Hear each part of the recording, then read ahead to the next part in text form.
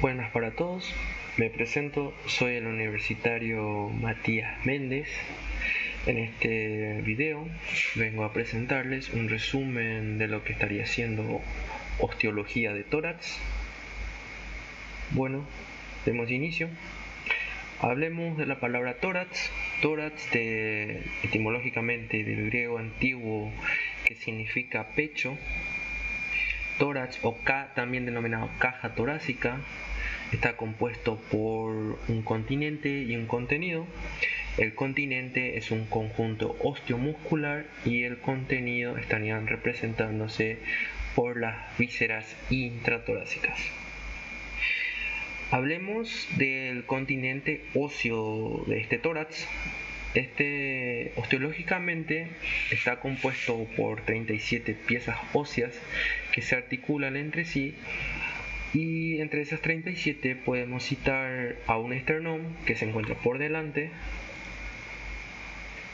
a 12 vértebras torácicas que se encuentran por detrás y 24 costillas, es decir, 12 costillas de cada lado con sus respectivos cartílagos costales. Aquí tenemos una vista más amplia de lo que estaría siendo el tórax. Este tórax se encuentra interpuesto por arriba el cuello y por debajo el abdomen.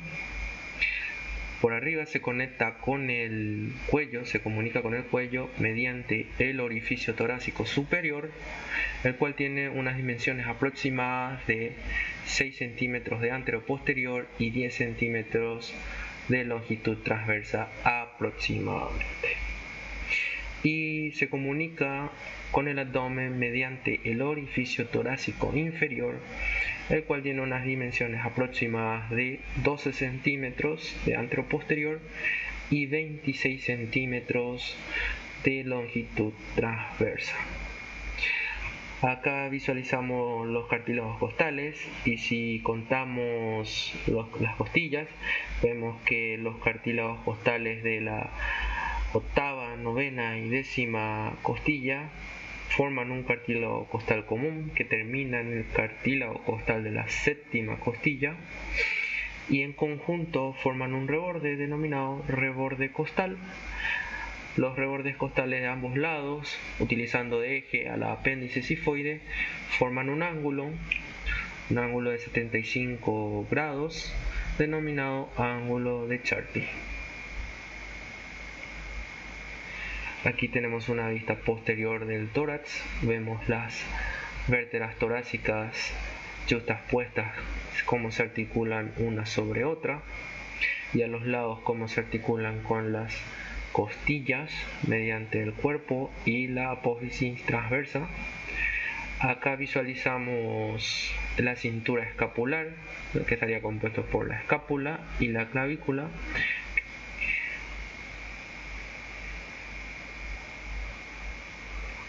Hablemos primeramente de esternón. Esternón es un tipo de hueso plano con proporciones alargadas, de una longitud aproximada de 15 a 20 centímetros. Cuenta con una cara anterior, una cara posterior o interna y bordes laterales. En la cara anterior podemos encontrar líneas transversas, llamadas también denominadas esternébridas, que estarían representando huellas embriológicas de osificación entre las distintas porciones en las cuales se encuentra dividido este cuerpo esternal. En la cara posterior vamos a notar solamente una concavidad, y en la cara anterior una convexidad.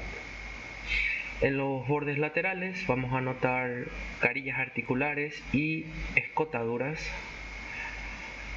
Este esternón podemos subdividirlo en tres porciones. Una porción superior denominada manubrio esternal, una media denominada cuerpo esternal y una inferior denominada apéndice sifoides. En lo que respecta al manubrio y el cuerpo, se forma una sínfisis denominada articulación manubrio esternal. Esta articulación genera un ángulo que protruye en el pecho, que es denominado ángulo de Lewis. A nivel del ángulo de Lewis podemos tener la articulación de la segunda costilla, es decir, el segundo cartílago costal que proviene de la segunda costilla, para ser más específico. Aquí tenemos una vista lateral, como ya les había adelantado, presenta carillas articulares y escotaduras. Como vemos en el manubrio, tenemos la carilla articular para la clavícula, la primera costilla y mitad de la segunda costilla. Recordar que las costillas no se articulan de manera directa con el esternón, sino lo hacen mediante cartílagos costales. Este manubrio va a prestar una hemicarilla para la articulación de la segunda costilla y el cuerpo va a presentar la otra mitad, y así en conjunto hacen la hendidura articular o carilla articular. El cuerpo va a darle sitio de articulación a los cartílagos costales 3, 4, 5, 6 y 7. Como sabemos, las siguientes costillas o cartílagos costales son falsas, es decir, no se articulan al esternón de manera directa. Aquí podemos observar a nivel de la segunda articulación costal la articulación manubrio-esternal, que estaría representando el ángulo de Lewis. Aquí tenemos una vista posterior de este esternón. Este esternón, como vemos, posteriormente presenta una concavidad, y acá tenemos una vista anterior otra vez, que vemos una convexidad, ¿sí? En lo que respecta a la cara posterior, tenemos un reparo anatómico bastante importante, que sería, es decir, no es reparo, estaría siendo la relación con la arteria torácica interna o mamaria interna por la cara posterior del esternón. En los rebordes y escotaduras del esternón que presenta, como les dije, presenta escotaduras y carillas articulares. En el manubrio tenemos la carilla articular para la clavícula, como les había dicho, y para la primera costilla y mitad de la segunda costilla. El resto estarían siendo para las demás costillas hasta la séptima. Ahí está marcado de nuevo la articulación manubrio-esternal, que está representado por el ángulo de Lewis. Hablemos de vértebras torácicas. Las vértebras torácicas son un tipo de hueso corto, el cual tiene forma irregular, pero se han clasificado como huesos cortos. Estas vértebras torácicas tienen similitudes comunes con las demás vértebras cervicales y lumbares, pero también tienen caracteres propios, exclusivos de sí mismos. Presentan un cuerpo pequeño, casi circular, un cuerpo redondeado y pedículos con una escotadura más marcada en su borde inferior. Esto estaría representando la escotadura inferior del pedículo. Como sabemos, el pedículo es el medio de unión del cuerpo con el macizo apofisiorio. Esta escotadura inferior estaría siendo la porción superior del agujero de conjunción, que, como sabemos, por el agujero de conjunción emergen raíces raquídeas. Las láminas son cuadriláteras y se dirigen hacia abajo y hacia atrás y terminan en la apófisis espinosa. Y a su vez también la apófisis espinosa, como ya les cité, termina hacia abajo, hacia atrás y de manera puntiaguda. Las vértebras torácicas tipo, tenemos que clasificar a estas vértebras torácicas, y tenemos vértebras torácicas tipo, es decir, tienen caracteres comunes entre sí mismos, exclusivas de las torácicas, pero comunes entre sí. Estas torácicas tipo estarían siendo desde la segunda a la novena vértebra torácica. Y las atípicas o especiales estarían siendo la primera y las tres últimas, es decir, la décima, la onceava y la doceava. Bueno, aquí tenemos un esquema comparativo de las vértebras torácicas. Como vemos, la vértebra torácica 1 es una tipo de vértebra típica. Analicemos que tiene una cadilla articular costal sino propia y completa, y tiene una hemicarilla superior. ¿Sí? Presenta una apófisis espinosa no tan hacia abajo, sino levemente hacia abajo, y se asemeja a las vértebras cervicales, si podemos observar. Luego tenemos las vértebras torácicas tipos, que eran desde la segunda a la novena en realidad, pero la novena ya tiene un carácter más propio ya. Como vemos, las vértebras torácicas tipos presentan una hemicarilla superior y una hemicarilla inferior. Dos hemicarillas conforman una carilla costal completa. ¿Sí?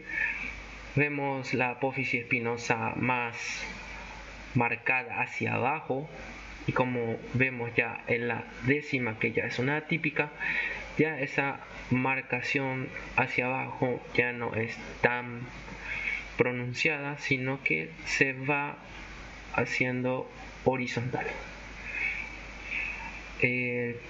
Como ya les dije, desde la segunda a la novena estarían siendo las vértebras tipo. La décima, la onceava y la doceava estarían siendo vértebras torácicas atípicas o especiales. Estas tres últimas presentan una carilla articular completa propia, es decir, estas vértebras torácicas reciben a una costilla individualmente. No obstante, las tipo reciben y articulan dos vértebras por cada costilla. ¿Se entiende? Y estas tres últimas ya se van asemejando a vértebras lumbares. Ya presentan un cuerpo distinto y similar a las lumbares, y una apófisis espinosa más cuadrilátera y horizontal, más pronunciada. Hablemos de costillas. Las costillas son un tipo de hueso plano de proporciones alargadas. Aunque parezca un hueso largo, es un hueso plano. Estas costillas presentan una cara interna, una cara externa y extremidades que vamos a ver más adelante. Se presentan 12 de cada lado, en total 24. Se articulan por detrás al cuerpo vertebral y a la apófisis transversa de la vértebra, y por delante se articulan mediante cartílagos costales al esternón. Desde la primera costilla, estas costillas aumentan su longitud, y al llegar a la séptima vuelven a disminuir de longitud.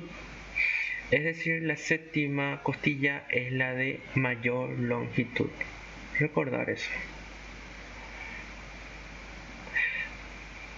Como ya les adelanté, presentan dos extremidades. Una extremidad posterior, el cual tiene un cuerpo, un cuello y un tubérculo. Ahí podemos ver marcado todo lo que representa la extremidad posterior: cabeza, cuello y tubérculo. Y una extremidad, aquí tenemos el cuerpo que se encuentra continuado, y una extremidad anterior, el cual es el que se comunica con el cartílago costal y articula con el esternón. La extremidad posterior, como ya les cité, se articula con el cuerpo vertebral y apófisis transversa. Estas extremidades se encuentran divididas del cuerpo mediante ángulos, que estarían siendo ángulo costal posterior y ángulo costal anterior.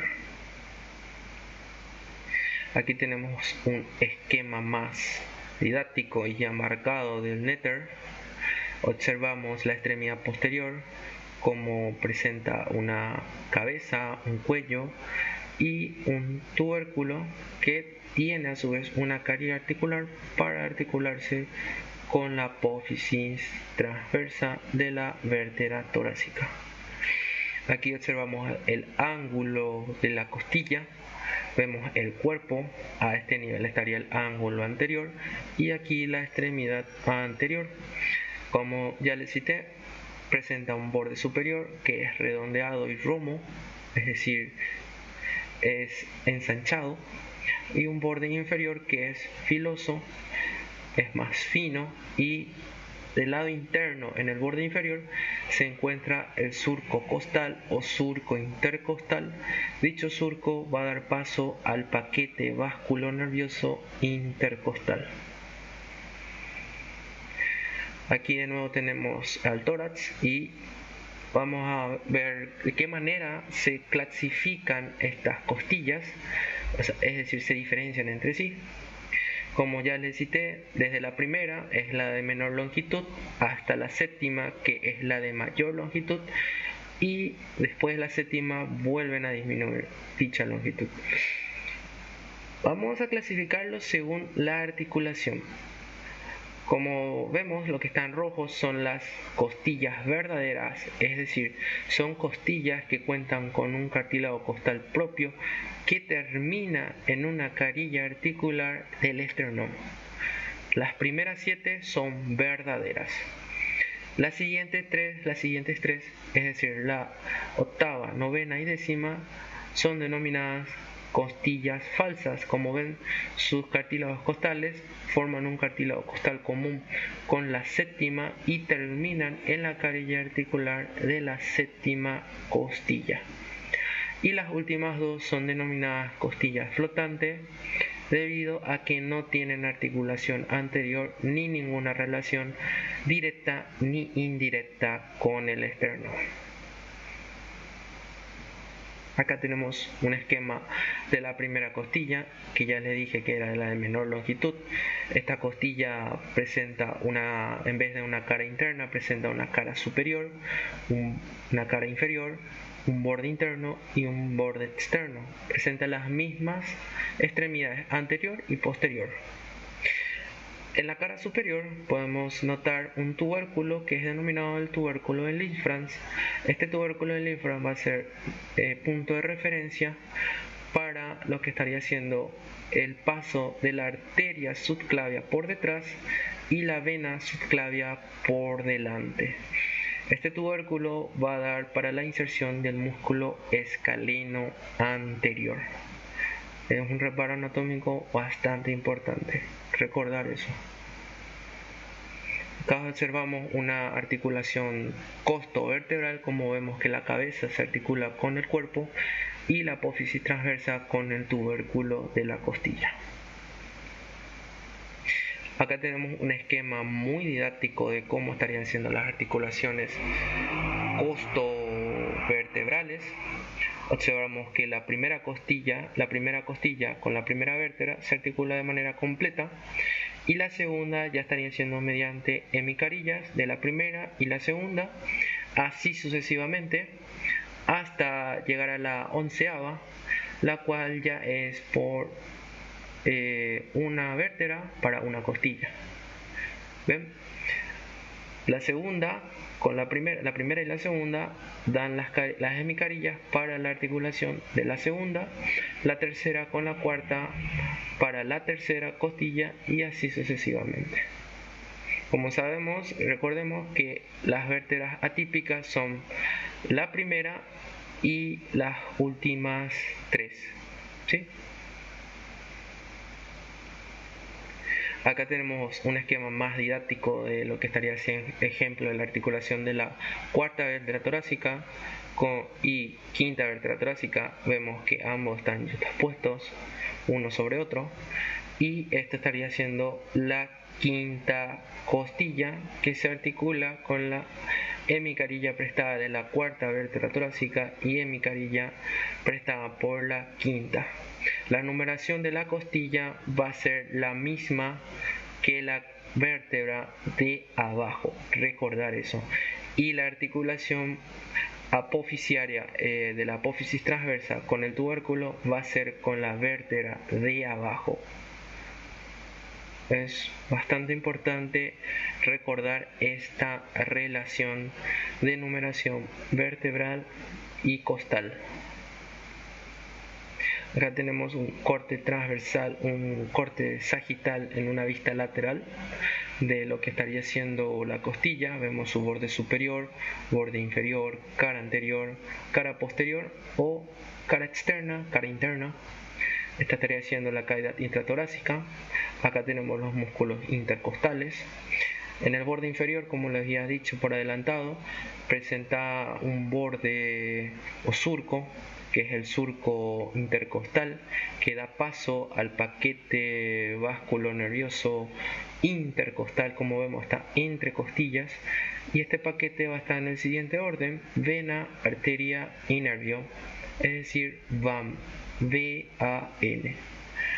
Vena intercostal, arteria intercostal y nervio intercostal. Eso es todo lo que estaría haciendo osteología de tórax. No quise entrar en mucho detalle para que sea de manera más amena esta presentación. Espero que haya sido de su agrado y les sirva. Cualquier consulta que quieran hacerlo lo pueden hacer mediante el libro de Rouvier en su 11ª edición, en el cual yo extraje la base bibliográfica para la realización de esta presentación y la disertación de dicho video. Agradezco su atención y éxitos en sus estudios.